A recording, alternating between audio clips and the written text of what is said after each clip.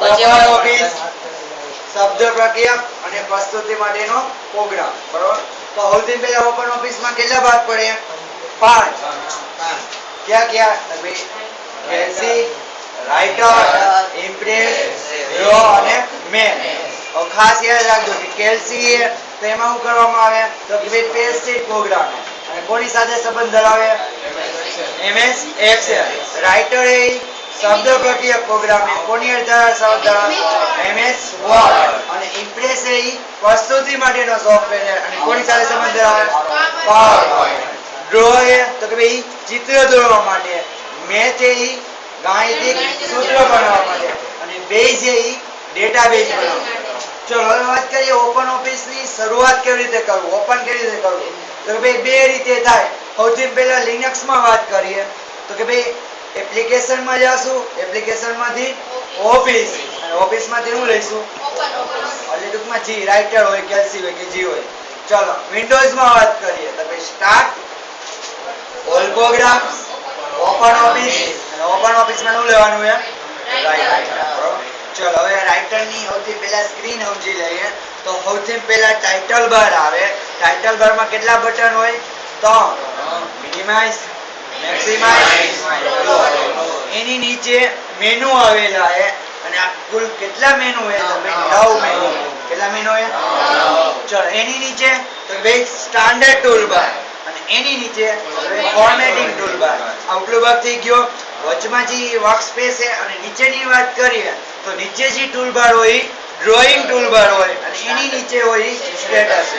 બરાબર તો ક્લિયર ચલો સૌથી પહેલા સ્ટાન્ડર્ડ ટૂલબાર અને ફોર્મેટિંગ ટૂલબાર સમજી લ્યો કે સ્ટાન્ડર્ડ ટૂલબાર કોને કહેવાય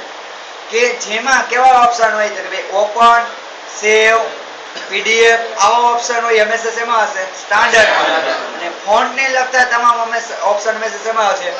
ફોર્મેટિંગ કેવા તો bold italic underline font size પછી જસ્ટિફાઈ લેફ્ટ રાઈટ અને સેન્ટર આવા એમએસએસ એમાં હશે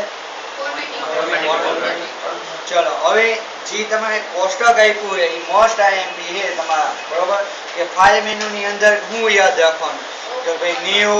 ઓપન સેવ અને એક્સપોર્ટ એઝ પીડીએફ એડિટ માં તો ભાઈ કટ કોપી પેસ્ટ અનડુ અને રીડુ બરાબર પછી ફાઇન્ડ એન્ડ રિપ્લેસ ચલો એના પછી આપણે જોઈએ તો ભાઈ વ્યૂ મેનુ માં હું યાદ રાખવાનું કે ભાઈ જે દેખાવ એ કેવો હોય દેખાવ બધા એ હંમેશા દેખાવ 4 આવશે બરાબર એ આગળ પછી ચર્ચા કરશું ઇન્સર્ટ તો ઇન્સર્ટ માં તો ભાઈ હેડર ફૂટર અને ચિત્ર ચલો એના પછી તો ભાઈ ફોર્મેટ તો ફોર્મેટ માં હું યાદ રાખવાનું સ્ટાઇલ અને ફોર્મેટિંગ બરાબર ટૂંકમાં ફોર્મેટ ફોન્ટ ને લગતું બધું શેમાં આવશે ફોર્મેટ ચલો ટેબલ ની અંદર ટેબલ અને વિન્ડોઝ ની અંદર જુદી જુદી વિન્ડો સ્ક્રીન આવશે બરાબર અને ખાસ યાદ રાખવાનું છે હેલ્પ માં તો કે ભાઈ મદદ આપેલી હોય ચલો આટલું ક્લિયર એનાથી આગળ જોઈએ નવી ફાઇલ બનાવી કે ભાઈ નવી ફાઇલ કેવી રીતે બને તો ભાઈ 3 રીત યાદ રાખવાની પહેલી ફાઇલ માંથી ન્યુ માંથી ટેક્સ્ટ ડોક્યુમેન્ટ ચલો બીજી રીત કંટ્રોલ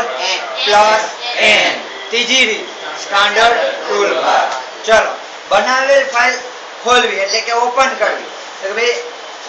ફાઇલ માંથી ઓપન બીજી રીત કંટ્રોલ પ્લસ ઓ ત્રીજી રીત સ્ટાન્ડર્ડ ચલો હવે સેવ ની વાત કરીએ કે ભાઈ રાઇટર નું જે એક્સટેન્શન હોય શું હોય તો કે ભાઈ dot ODT open document text બરાબર આ વસ્તુ ખાસ યાદ રાખજો